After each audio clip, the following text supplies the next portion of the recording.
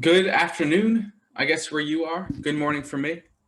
I hope you're doing well. I hope it's been good so far. I love that. It's there's no such thing as a bad book. That's hilarious. The first time I've heard that. I don't know about you, but I needed yesterday. I needed yesterday.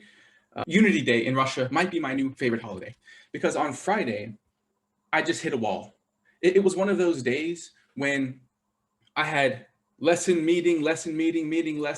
until 5 o'clock. And then at 5 o'clock, I finally had the chance to do to do something to do with work. And I got there and I was just stuck, just staring at my computer. I didn't know what to start with. I didn't know what to do to get going. I had this huge list of things to do, but it was this wall that I just couldn't get past it.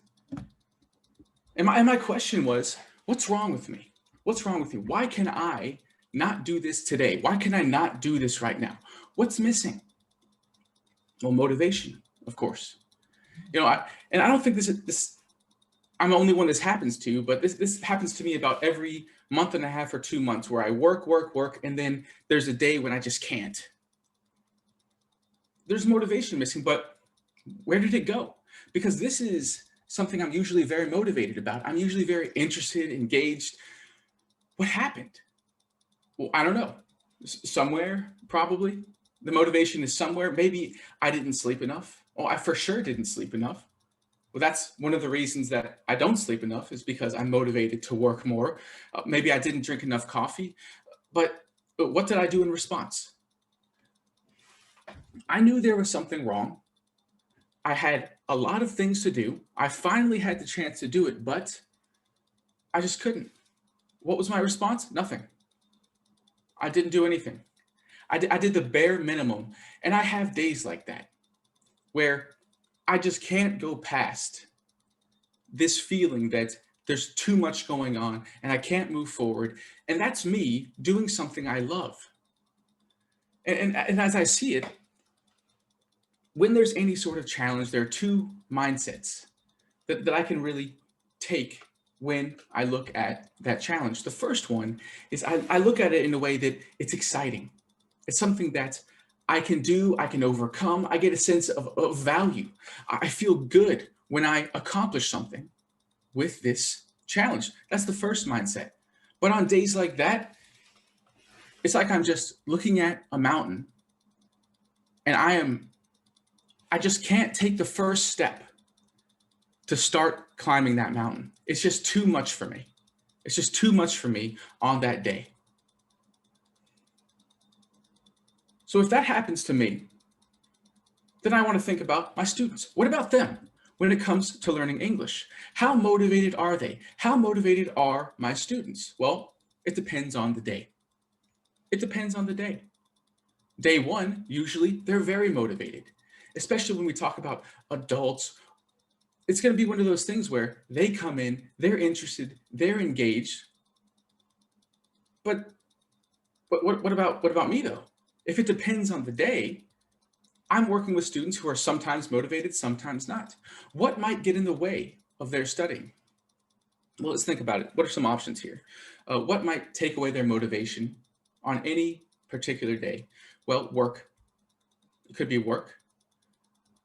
If we're talking about teenagers, it could be schoolwork.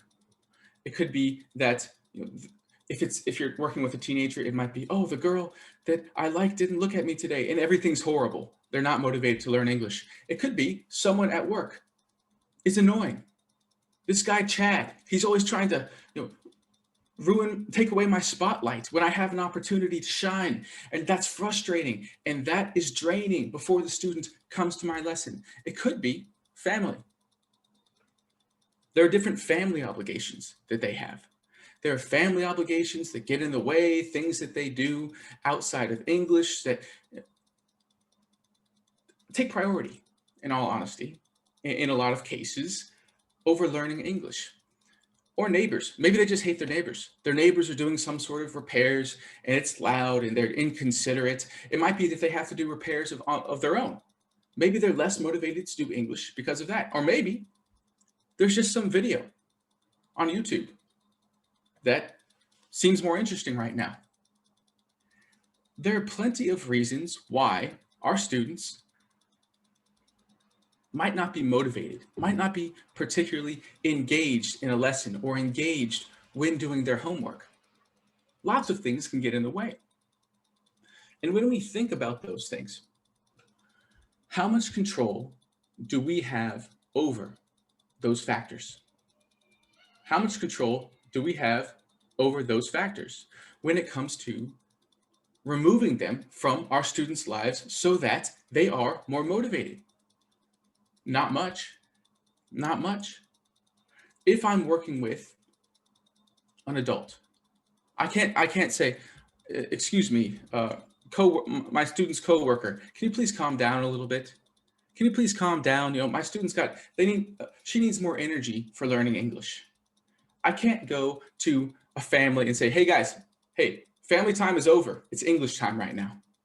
I don't have control over these different aspects that affect my students when they come in the door. So what do we do in that case? If I cannot trust my students' motivation, if I cannot trust my students to be motivated coming into my lessons or doing their homework, working outside of lessons, what can I as a teacher do? Well, here's how I want to look at this. It's not about having the right students. And I talk about this a lot. I think about this a lot when I work with teachers and when I work with students, because it's always easier to work with teachers. You know, so this year I have groups of teachers that I'm working on their English development skills. They always do their homework. They always do their homework. They always come to class interested, engaged. They want to know what they don't know. That is a rare student, and that is not the student we should expect. You are an exception compared to those students. Most students, they see a long-term goal and they think, that sounds good, that sounds good. But they do not take action. They don't take the everyday step-by-step action necessary to move towards that goal. So our goal today is to develop a framework that motivates action. It shouldn't matter how motivated my student is to learn English over a 1-year, 2-year, 3-year period. I want them to move towards whatever goal there is. I want them to move towards growth consistently with tiny steps every day. So here's how I want to do this. Clarify weaknesses by increasing the relevance of the topic. I'm going to use the tools that I have in the lesson. And I want to understand how we as teachers can clarify a weakness to a student so they understand why they need the topic, why it's important to them. And I want to do this in a way that keeps us sane. Number 2, I want to make review an easy decision. Students are busy. Students are busy. It's not easy. So I have to fit English into that busy schedule. I have to work with them so that English becomes a part of their day. And finally, I want to develop a sense of progress. Because if you're just walking endlessly and you don't know where you're going, you don't remember where you came from, it doesn't feel like you have done anything. It doesn't feel like you have gone anywhere. In any long process, you need to understand where you're going, how far you've come, and what you need to do to continue growing in order to be motivated to follow through and achieve those long-term goals. So I work in St. Petersburg. I work in St. Petersburg, and as a result, I see these guys pretty often. So this is Artyom Morozov. He's in St. Petersburg, so we hang out every once in a while. This is there's me in the back, and there's Antoine Mark. We've worked together for 10 years. Now this is a strange picture. Most of this day was kind of like this. It was just I've known these guys for a long time. We're all passionate about teaching. It's easy to have conversations because of that. But let's just put this in perspective. I have known Antoine for a long time. We have worked together for almost 10 years. Almost 10 years. I know a lot about Antoine. He knows a lot about me. But we have almost nothing in common. Almost nothing in common. In fact, we're the opposite in a lot of ways. I like American football. Antoine couldn't care less about American football. I'm not even sure if he knows the rules. I have never asked. He loves football, just regular football. I don't. To say the least, I do not. Music. He loves totally different music. He doesn't understand the music that I like. And I just don't enjoy most of the music that he likes. In mindset, I'm much more American in terms of how I approach questions and how I approach work, everything like that. Antoine is much more worldly. He's lived in America, Canada, France, Belgium. So he has a completely different perspective on all these different issues. Even if we accept the same set of facts, we're going to come to a different conclusion sometimes. So imagine two adults who have known each other for this long. Imagine having the two of us in a classroom. How could you possibly interest both of us with a particular topic? How could you motivate both of us by bringing in something that's interesting to both of us? I don't know how I would do it, in all honesty, unless it had something to do with teaching. And this brings me to really this danger. I don't trust interest as a way to motivate students, because it depends on the day. It depends on the day. Well, think about this. It depends on the day for the student.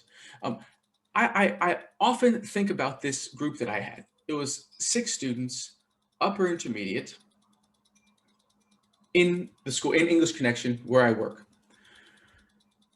I had one student who was she just started work. She had just started work and she really wasn't into it, but she started her first job, 22 years old. I had another student who had just started university. She was in her second year of university, I think. In the same group, I had a programmer who was about 26, I think, 26. Then I had another programmer who was 50. He was 50. And he was more in the management side of programming. Then I also had 2 housewives. One housewife was, I think, 40, 38, 40. The other was 55. One had younger children. The other one had grown children. Every single person in that lesson is completely different. Completely different.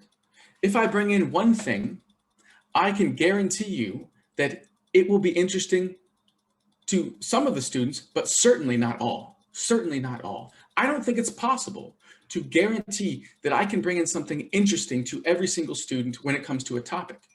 Also, what if I had that lesson on Friday, last Friday, when I had a bad day? How entertaining will I be on that day? Not as entertaining as usual, for sure.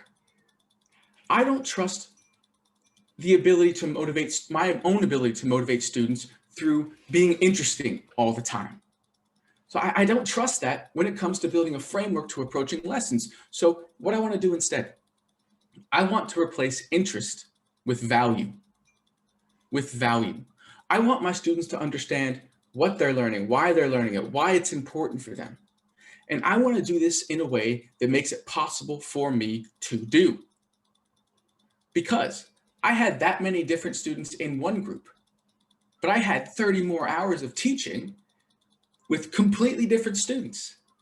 And I will go crazy if I try to think about every student and their individual interests in any particular situation as I plan for every lesson. So what I'm going to do, I'm going to make them think about it. and I'm going to use the tools I have. Today, my tool is Language Hub. I take a topic from Language Hub, I cover it with the students, and then I give them a beautiful chart that's empty. It's an empty chart that is absolutely beautiful. I have just 3 columns: form, meaning, and relevance to me. I give it to the students and I say, okay, the form. Let's say I took the topic second conditional. I have these 2 forms. Now at this level for Language Hub, I would probably just cover the first form. But at higher levels, at upper intermediate and above, I would certainly cover both forms right there. Then I would cover the meaning, a different reality or a different now. So that's the meaning that I use when I cover this lesson with my students. Now let's think about this. So far the students have this. Now I want to make it individual. I want to make this an individual activity. Let's say Antoine's the student. Antoine's the student, and he thinks about, okay, second conditional, it's like this. It's a different reality. Okay, so less work. That's a different reality for Antoine. And he thinks, if I didn't have so much work, I would watch more football. If I didn't have so much work, I would watch more football. That's relevant for Antoine. Is it relevant for me, your student in the same class? Absolutely not. Absolutely not. So I would think about it differently, different reality. More American restaurants in St. Petersburg. There are not enough American restaurants in St. Petersburg, especially for barbecue. I only found 1, but I'll think about a different reality. If there were more American restaurants in St. Petersburg, I would gain lots of weight. A fact. So I have the same topic. But depending on the students in my lesson, whether it's teens or whether it's adults, they should think about the relevance of that topic to them. And that increases the value of the topic. And it's just this basic chart, a basic chart that they have for every topic we cover, whether it's vocabulary, whether you teach in chunks, whether it's structure. This is what makes whatever you teach relevant to your students. Here's how it works. First, present the material. However you do that. However you present the material, let's go for it.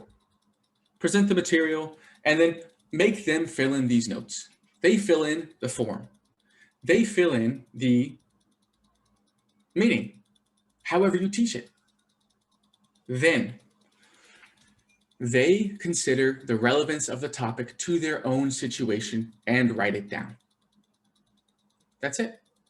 They consider the relevance to them. That specific topic, they think about the relevance to them and write it down. What are the results?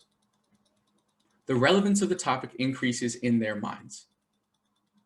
There are a lot of, there's a TV show in America called, I'm not sure if it's on still, but it's a good discussion topic called What Would You Do?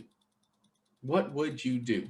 And they basically set up a situation in which people have to react. People have to react, and they make the viewer think, what would you do in this situation? It's a good video to bring in. You can talk about first conditional. You can pause and say, what will happen if they make this change in the situation? What would you do in this situation? Are you surprised about what happened? That's a great discussion topic, but it still doesn't make it relevant to the student's situation. Value comes from relevance to me. That's a result of this simple process. Result 2, they're organized. I don't know about you, but especially when I have busy students, most of them, not all, but most of them just throw their papers in their book and they're just going to close the book. They have this beautiful book filled with lots of papers that they can't find and they have to go through every single time. This way, they're organized. And when you're organized physically, it's going to be easier to review. And for me, let's talk about me some, the teacher in the classroom. I can reach all the students at once. Following this procedure, I can have 6 students, I can have 16 students. They think about the relevance to them in their situation, and they're all with me. And they feel the need for this topic with little to no extra work from me.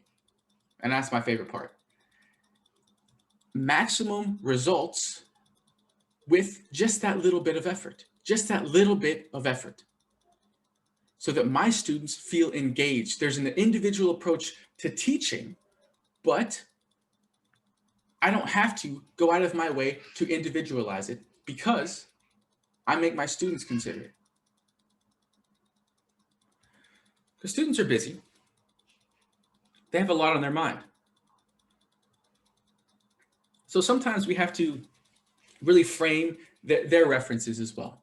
Not just speaking of how to understand English or how to do this or how to do that, but rather how to understand the relevance to them and the choices they have in front of them. Now, I read this particularly in connection to teenagers. For teenagers, it is difficult to make a good decision sometimes.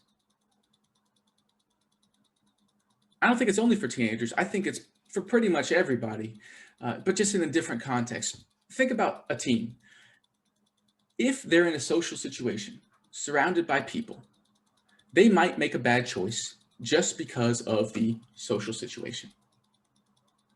If someone says, hey, you want a cigarette? Hey, take a cigarette, smoke a cigarette. They might say, okay, yes, just because they don't see another option. They just don't see the other option. It might be fine. It might be fine even socially for a teenager just to say, you know what, no thanks, not for me. Thanks anyways, but no, I'm all right. I'm good. I'm all right. That might be okay socially. But to them, in that situation, they do not necessarily see it as an option. I don't think it's only teenagers. I think there are a lot of decisions that I make every single day that I think, what is wrong with me? I just made the decision without even thinking about it. For example, I knew I had to wake up early today. I knew I had to wake up early. But instead of reviewing my speech and then going straight to bed, I stayed up for a little while and listened to a podcast for like 30 minutes. Not a good decision, but it just happens sometimes. When our students are busy, when they are in a certain situation socially, they might make the decision to look at Instagram for 30 minutes, just to do nothing in VK for an hour and a half, to watch some video that then goes down a rabbit hole, and there's a lot of different, and they just lose the time. Let's think about it. What decisions do our students make instead of studying English? There are some good decisions they make. Some things that are much more important than studying English. For example, eating. Eating, priority. Okay, I accept that. As your teacher, I accept you do have to eat. Sleeping. Okay, yes. You won't study well if you don't sleep. Go ahead and work. Okay, yes. You need to, feed your family. Yes, of course. Spend time with your family. Important too. But there's a lot of things. Watch TV, eat chips, just sit there. There are things that our students do that are less helpful for studying English and don't move them forward in reaching their goals because they're not taking effective action. And I want to frame this as a decision for my students. I don't just want them to think, what'd you do yesterday? Oh, no, nothing. Yeah, what'd you do over the weekend? Oh, nothing. Nothing really.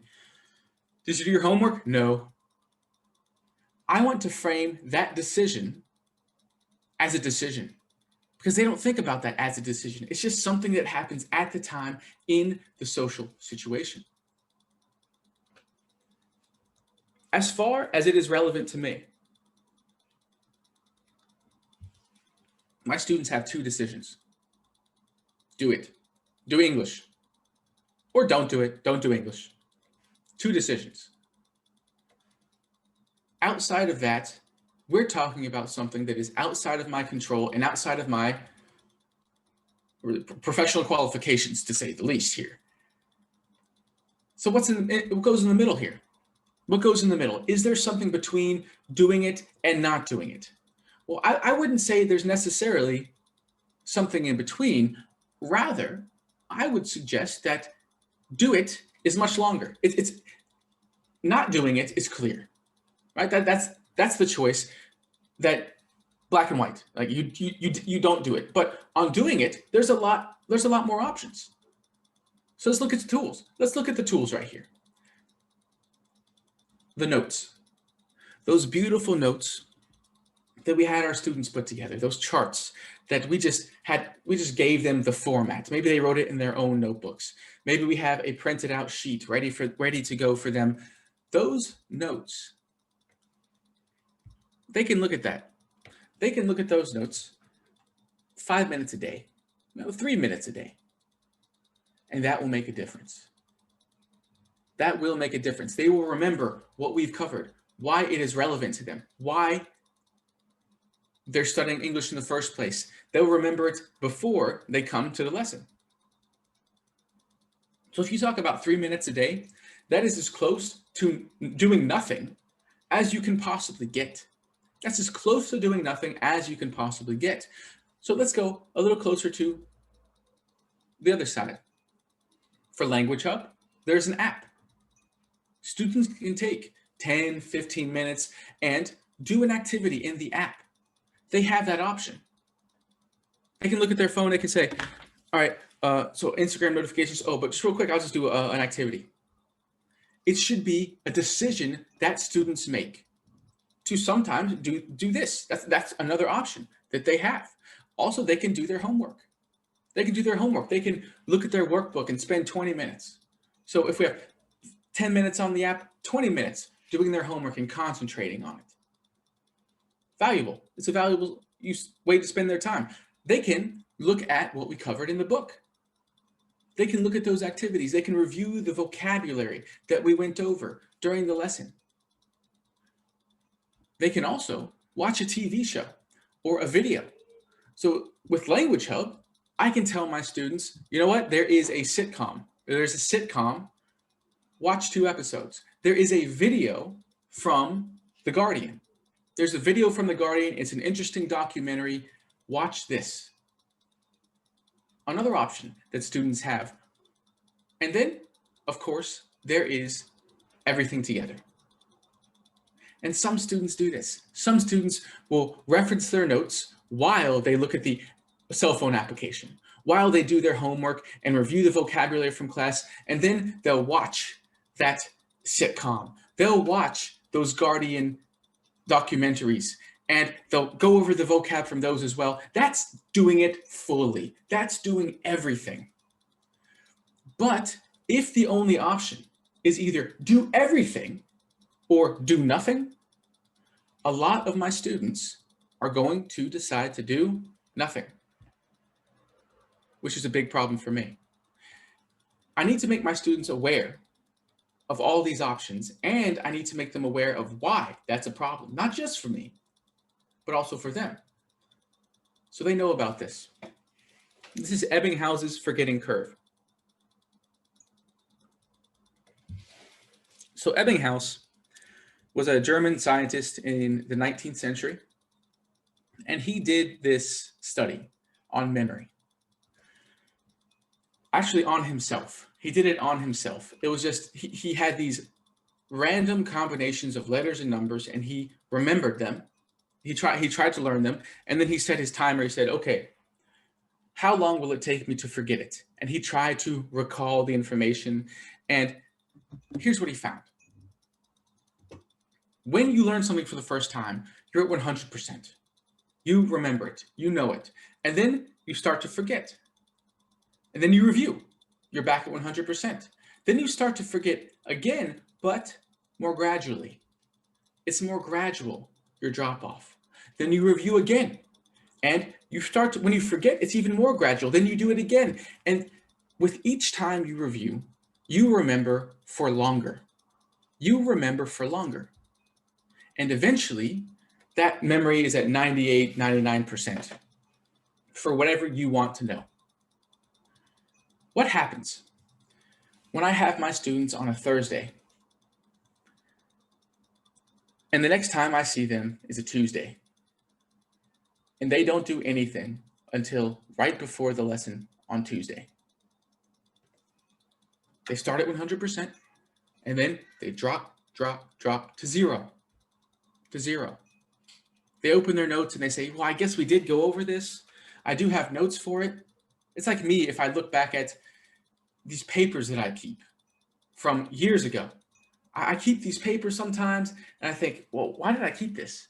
Why is this important? Why did I do this? That's how the students feel. Where it's just, it's basically like starting over when they come to the lesson. What can they do to stop that process of forgetting? Any of these things. They could do any of these things. Yes, it will be best if they go all in, if they do absolutely everything that they can do, if they reference all of those notes, they use the app, they use everything that Language Hub has to offer that you've given them in your presentation on top of that, that would be great. But at least do something to stop this process. So my students understand the options and they understand why those options are important. Why it's important to do something, because I tell them about this chart. With my teen students and with my adult students, I tell them explicitly about Ebbinghaus's forgetting curve. And it's not just Ebbinghaus. In 2016, they did replicate the study. So these are real results, but I don't know why they waited 150 years to do it. What I'm doing here is defining my students' decisions as decisions. Because think about our competition. It's crazy. I mean, you've got Instagram. You've got now TikTok. You've got YouTube, which is my weakness there. There are notifications. There are notifications. They get notifications on their phone that are always encouraging them to make the unconscious decision to do something else, to distract them from whatever they are doing at the time. I am not sure that I can provide entertainment on a level that will completely distract the students from that distraction. I also don't trust my students' motivation to consistently be able to avoid that distraction. So instead, when they know the options available to them, they understand they're making a decision to not study English when they do that. And I keep it in mind. I keep it in mind and I repeat it to them. Then we also talk about how long it takes to take advantage of those options. So my students, I look back at this and I say, okay, your notes, 2 minutes before bed every day, 2 minutes, just read the notes. Read the notes. That's something. The homework, when I give my students homework, I ask them, how long will it take you? How long will this take you? What do you think? 7 minutes? Let's say maximum 12 minutes. Maximum 12 minutes. Sometimes when it's a task that they usually don't do, like writing. With my adult students, I've had trouble in the past with writing. So instead of saying, here is a writing assignment, I will say, guys, if you don't think you can finish it, give me 10 minutes. 10 minutes. Work on it for 10 minutes and give me what you have. Because it's important to me to see what you can do. Otherwise, it's hard for me to know your progress on this.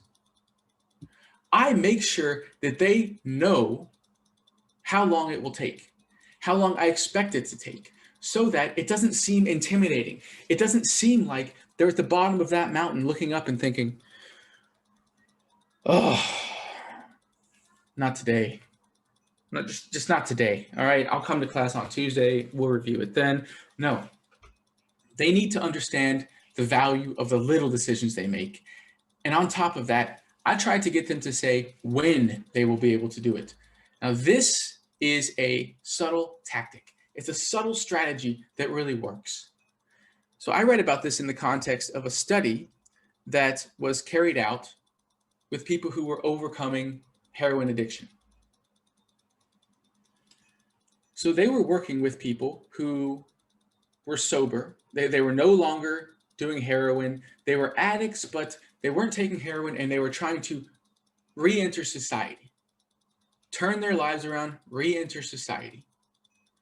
And these were classes on writing a resume, doing job interviews, getting a job.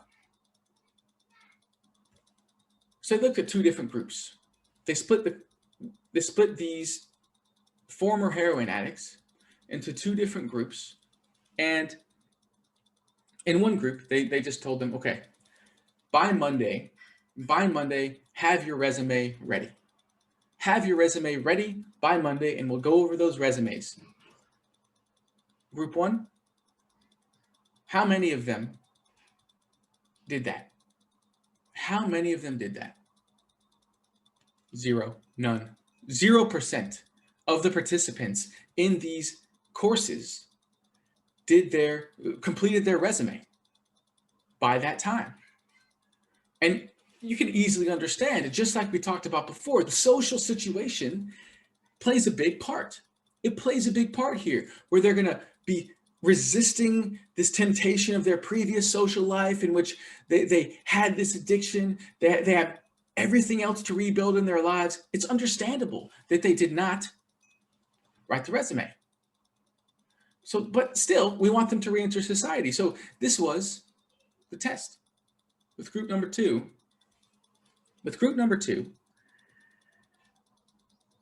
they just made them think about when they would do it.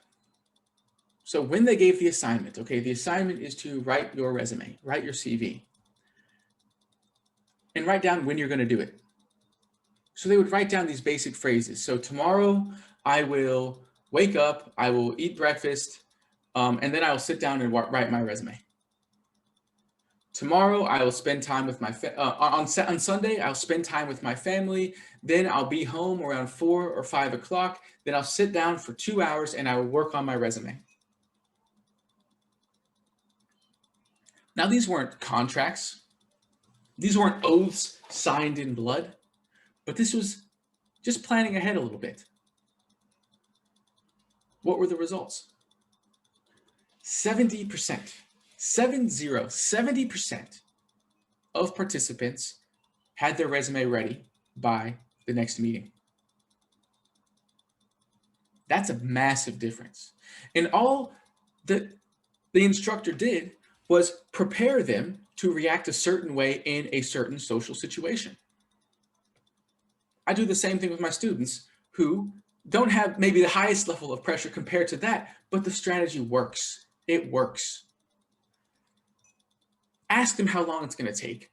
Tell them try to get them to say when they're going to be able to do it. I ask, how's your next week look? How does it look? How much time can you give me for English? And they say, I don't know, on Friday I should have some time during lunch. I say, okay. Then I point out how doable it is. This will take you 15 minutes. You can do it at lunch on Friday. And if they don't do it, I kind of laugh at them a little bit. I say, come on, 15 minutes? You told me Friday. You told me Friday you had some time. All right. Remember, this is important because you're just going to forget. And I go back to the forgetting curve. My students understand their options. They understand the reason why their effort is valuable in this case. And we prepare them for that social situation in which they make a decision to study English. Because without their effort, my teaching can't lead to learning. It's not possible. But it's understandable, isn't it? Sometimes it's difficult to, especially accomplish long-term goals. And what makes it more difficult is to be surrounded by success. There are all these stories. There are all these stories of people who are successful, and we never think about the reality because we like the story so much. So right here, this is Sergey Brin and Larry Page. So Larry Page, Sergey Brin, they're the founders of Google. And if you tell the story of the founding of Google, it just looks incredible. It looks amazing.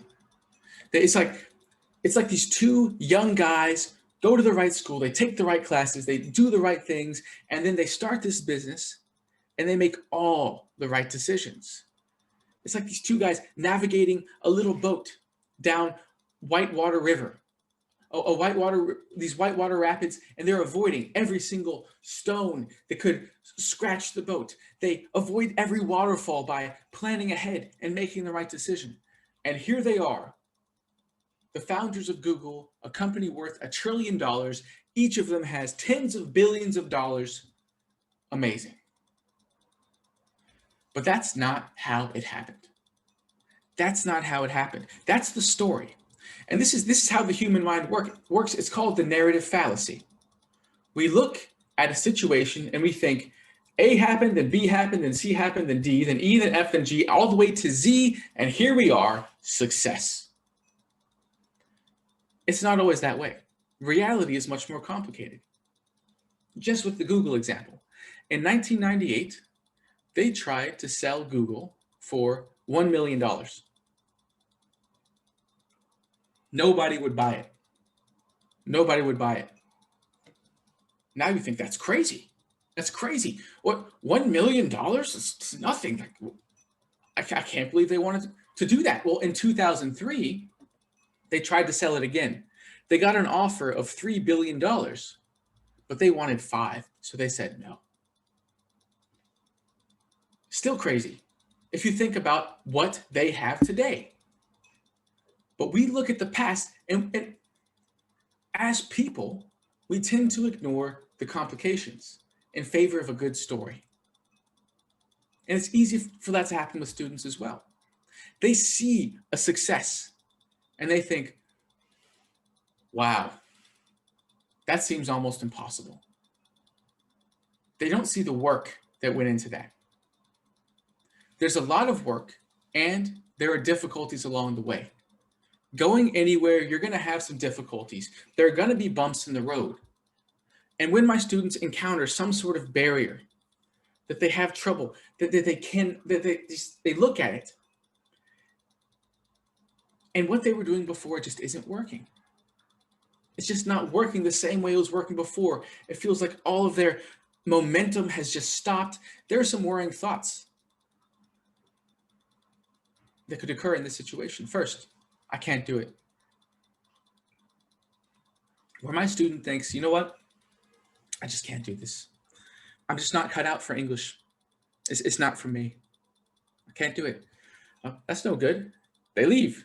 I lose my student in that case. Or I have a student who has to come to lessons because their employer says it, and they're not into it. Another worrying thought. It's not worth doing. Now just isn't the right time. I can do it, but not now. It's just not worth doing. I'm busy with, my neighbor. I hate my neighbor. It's stressful. Maybe when I move, maybe I'll start English again. No. Again, that's a student who encounters a difficulty and their perspective is totally off. There will always be difficulties on the way to growth. But the third one is also worrying for me. Tom can't teach this. He's a bad teacher. That's why. That's why this is a problem. Tom is no good at teaching this. All of these are bad for me, for my lessons, for my planning, all of the above. So how do I deal with this? How do I deal with this when I have a student who is having trouble? A process, a procedure. You'll find that in a lot of the approaches that I have, I'm not particularly romantic about things. Usually there's a process. So when I work with teachers in my school or elsewhere, it has to be possible and it has to be replicable. You have to be able to do it again. I'm not a big fan of looking at a good teacher. When I observe a lesson, I don't think that was an amazing lesson. It's like magic. It might be like magic, but I want to look behind the screen. I want to understand what made it possible so that I can talk about it with other people, so that I can do it myself. A lot of what I do in the classroom is because I saw other people doing it and it worked and it was great. So it's very procedural. And there are 4 steps here.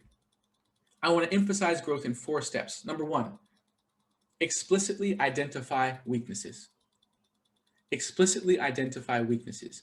Now, we saw part of that in our charts earlier. Our students need to understand why they need something. There's a piece missing in their ability to describe the world around them. And I'm going to be explicit and clear about the fact that that is a weakness. Then I'm going to give them a path towards overcoming. Now, that includes understanding. That includes work they do in the classroom and outside of the classroom. And I tell them, this is how it works. This is what you have to do in order to grow and overcome this weakness. Then celebrate growth. When they do overcome the weakness, celebrate the growth. And that's my favorite thing to do.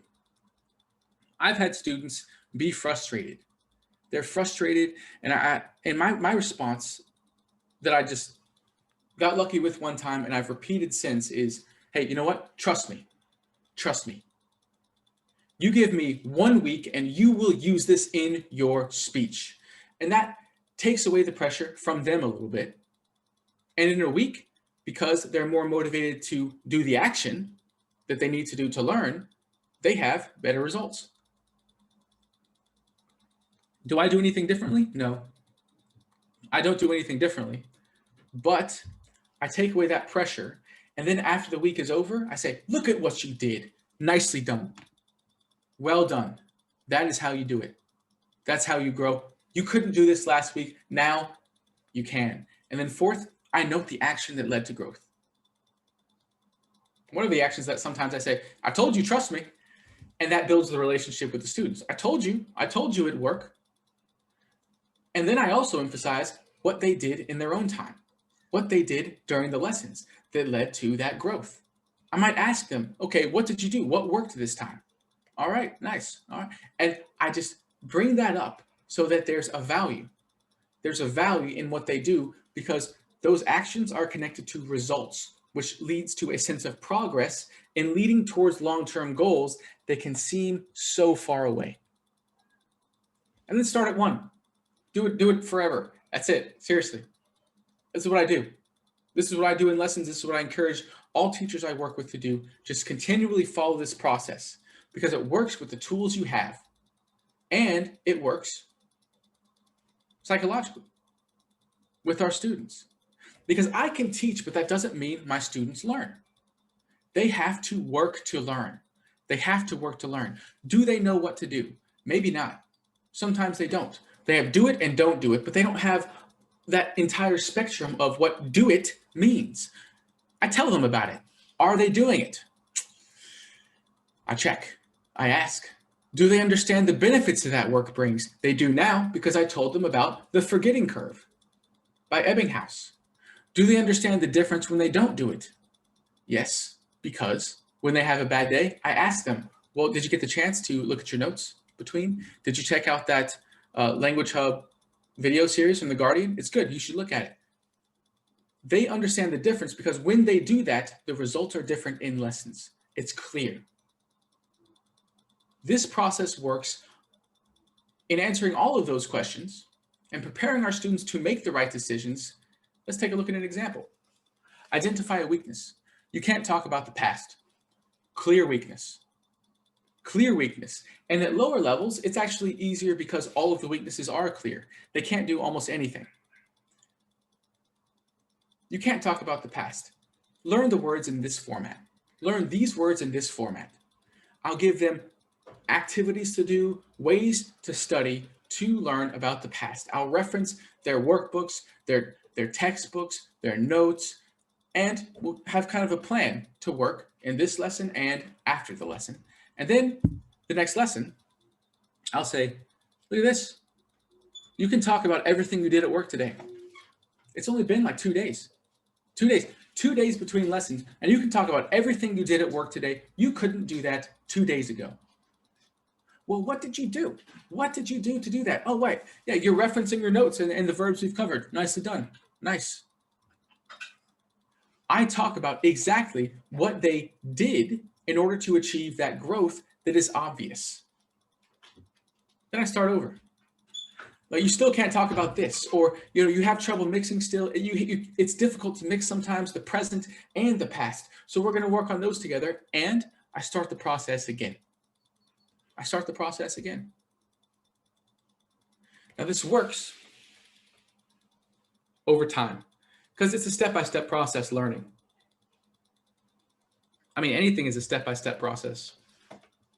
I mean, if you thought about what you did to learn English really deeply, I bet you would be impressed with yourself.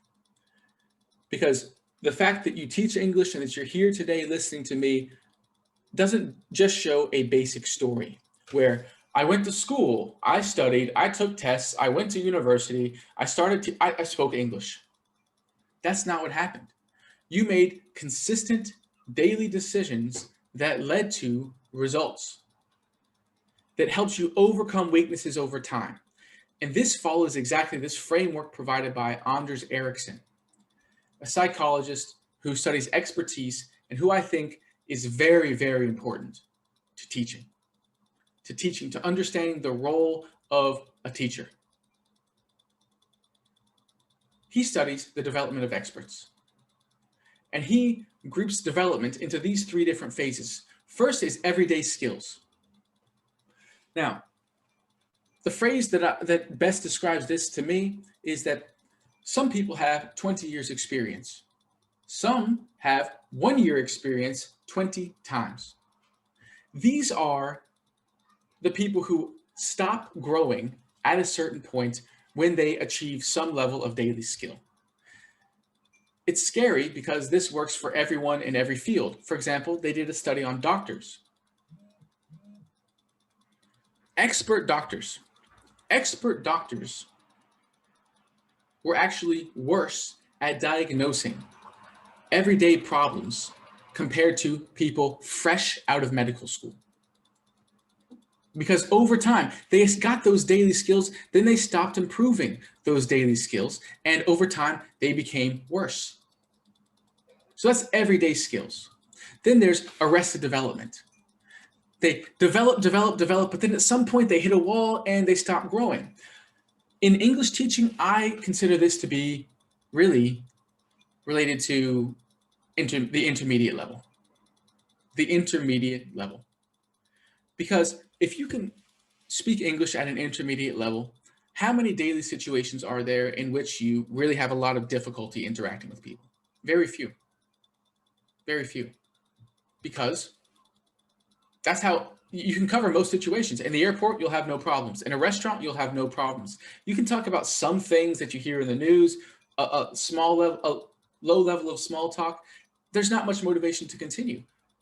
But others continue to develop towards expert performance. And what's the difference? It's this process.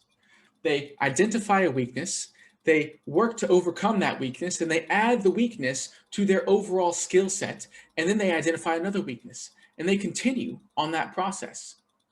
And as they become more and more experienced, their weaknesses become more nuanced. That's how it works. So for example, for you right now in English,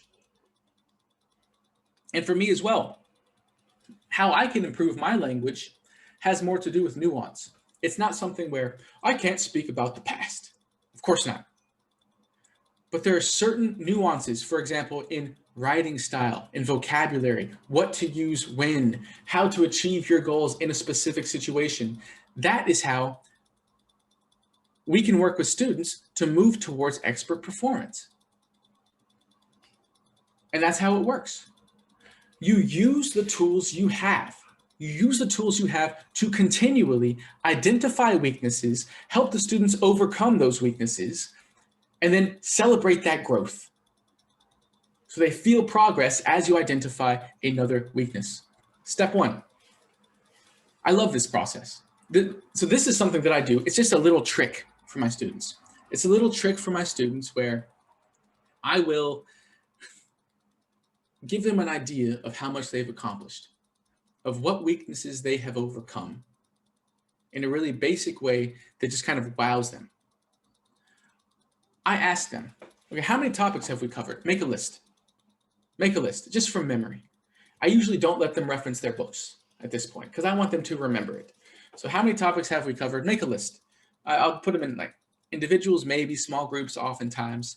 Then step 2, who came up with the most? Like, how many do you have? Oh, you got 9? Okay, all right. All right, so in the past 2 months, we've covered 9 topics. All right, what about you all? Okay, 12. All right, pretty good, pretty good. And then here's my list. 22 topics. 22, it's a pretty big list. That's the last 2 months.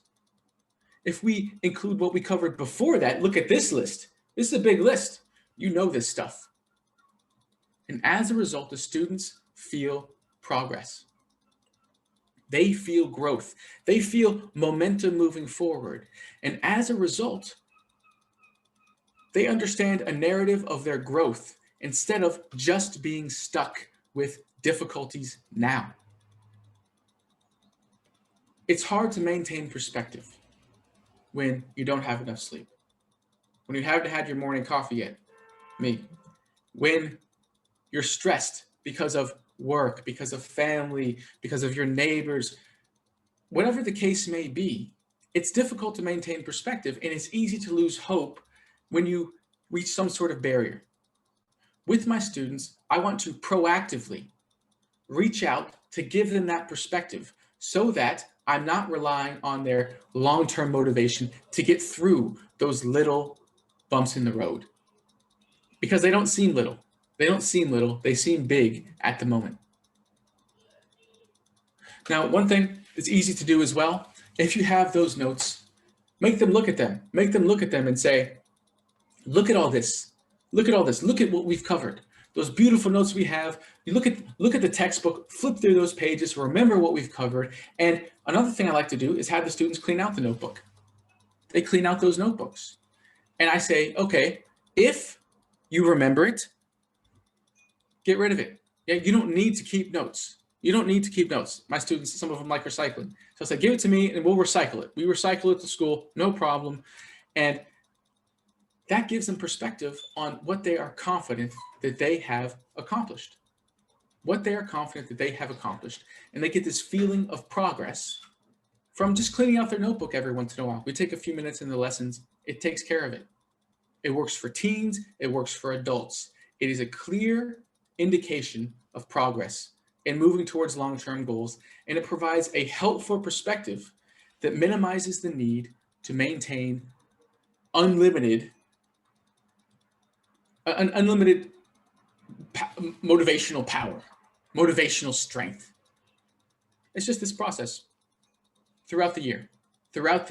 And this is how you continue to strengthen your students in English and strengthen their abilities over time. And it works scientifically as well. I highly recommend Erickson if you're interested. Anders Ericsson, a great professional, really. So let's look at this situation. Let's take a look. I want to give you an idea of how I approach this. Now, I understand, so I started a little early. I'd like to spend some more time on this. So if you'll bear with me for a little while, because I love this stuff. And I like the opportunity to talk about it. I don't know, 8 a.m., 7 a.m., whatever. What is different about our top students? What's different? Well, there are a lot of options here. One could be motivation. Yeah, I mean, some of my best students that I've ever worked with, a lot of their progress doesn't have to do with me being an amazing, motivating teacher. They have their own motivation. They come to me and I could just give them the book. They'll figure out on their own that there are sitcoms with the chapters of the book, that there are interesting Guardian videos. They'll figure that out. I don't even have to tell them because they're motivated. They want to learn. I had a student who won an essay contest in English at pre-intermediate. I do not take credit for that. I can't. She was particularly motivated. She had the opportunity to meet her favorite singer in Moscow. She applied for an essay contest and she won. with a very low level of English. That's different. IQ. Does IQ make a difference in results? Sometimes, yeah, it really does. So for example, IQ makes a big difference on exams. Exams is where IQ makes a big difference because it's their ability to use what they know in new, novel situations. Genetics potentially make a difference. I mean, probably connected to IQ in some way. Parenting makes a big difference, actually. Parenting makes a big difference. So for example, when a parent isn't judgmental with their child when they make a mistake, but rather when the parent encourages a child to overcome independently those difficulties, that child will do better. Not only will that child do better in school, but that child will do better in life when they come to my adult classroom because they have a framework for their own improvement. Opportunity to travel, does that make a difference? I think so. Not always.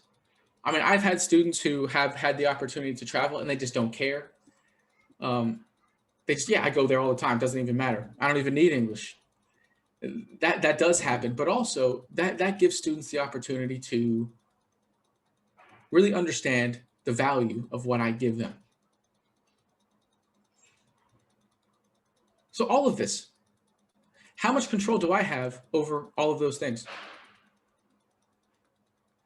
So you know about my doubts now, about my ability to motivate my students every single day to learn English, to study hard. Yeah, I don't think that I have full control over that situation. It's going to depend on the day.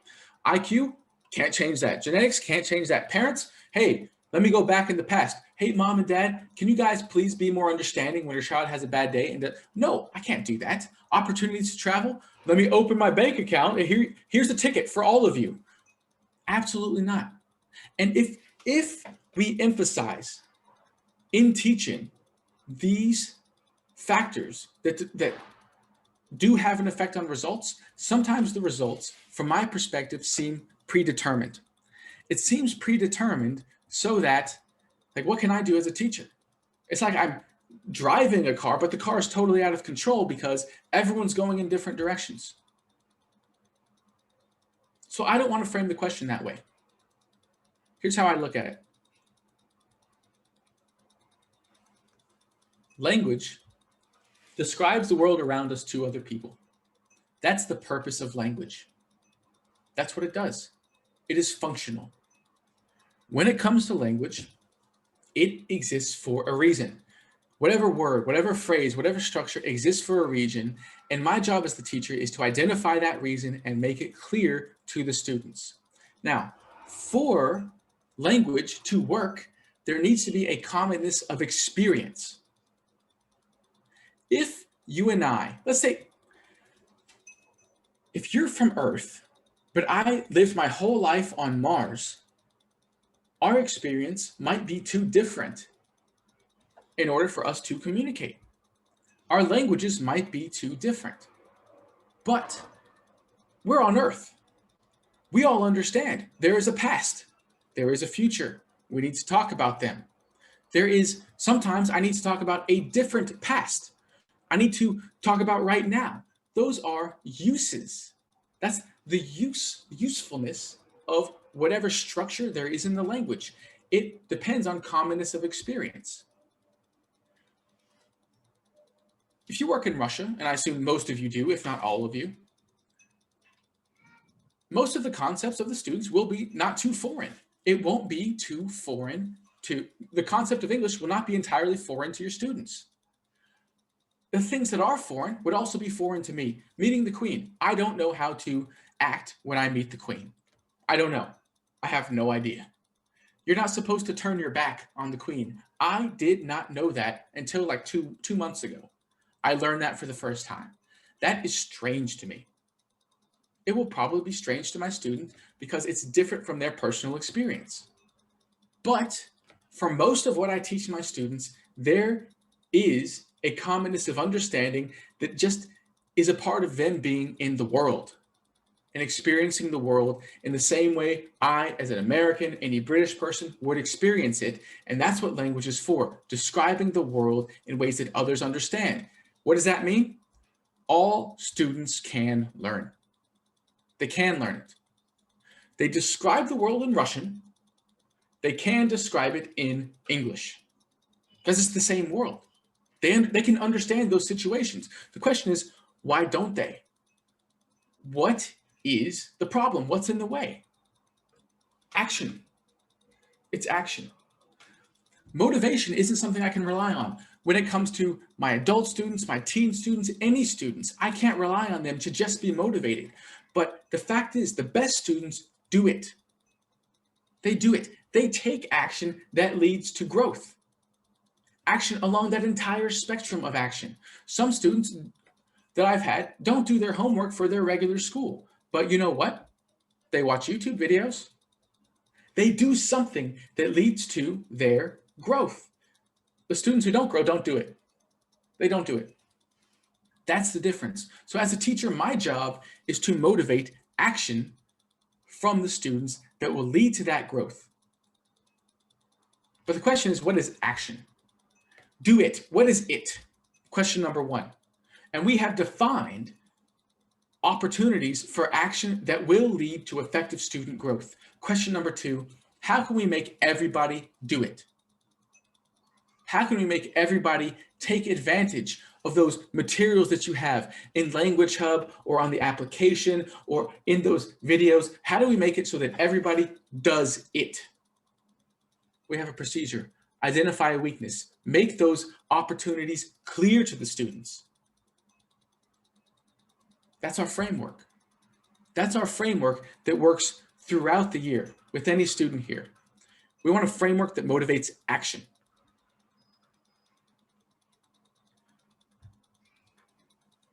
Not magic, action.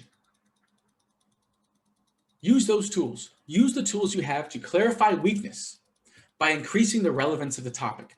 Not only do I not know this, but I need it. It's relevant to my life because I wrote it in this beautiful little chart that is now organized in a notebook that makes review really easy. Number two, make review an easy decision by making sure they understand those decisions and develop a sense of progress. Follow that process that we talked about consistently throughout the year. Identify weaknesses, give them steps towards overcoming it, celebrate growth, and talk about the action that led to that growth. And consistently, they will feel progress throughout the year and they will continue to do action. Because here's how I see it.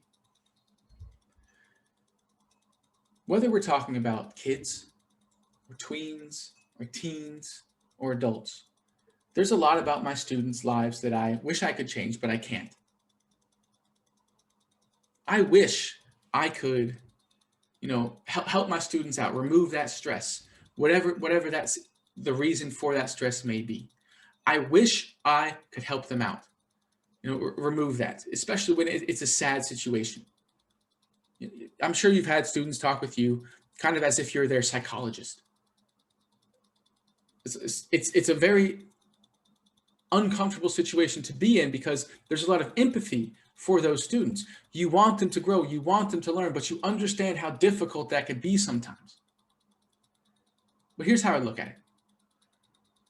I want English to be like a beautiful tropical island that they have all to themselves. That they have all to themselves where they're fully comfortable and they feel satisfied with who they are and with what they're doing. I want them to feel value in the process of learning and in their growth in English, so that English is somewhat removed from their everyday experiences so they can enjoy the process, so that their experience does not interfere with their growth, that will actually help them in their lives. It is relevant. What we do is important to our students. Almost all of our students will admit that. But just because they admit that doesn't mean that they do it, that they take the correct action. So what do we have to do? We have to develop a process, a procedure, where that action, where that learning of English on its own becomes something valuable to the students. And that's how we keep our students with us. We motivate them to act now to learn and reach their long-term goals. So guys, thank you for the extra time there. I appreciate it. If you have questions, feel free, write me on VK, follow me on Instagram. I don't do as much as I plan to do on VK and Instagram, but I will be there in the next week or two. I hope. I'm sure you understand things have been wild at work. That's why Friday happened, the crazy Friday. But thank you for being here with me. I appreciate it. And thank you to Macmillan for inviting me. Thank you to Magellan for putting this on. I really enjoy the opportunity to talk about this stuff.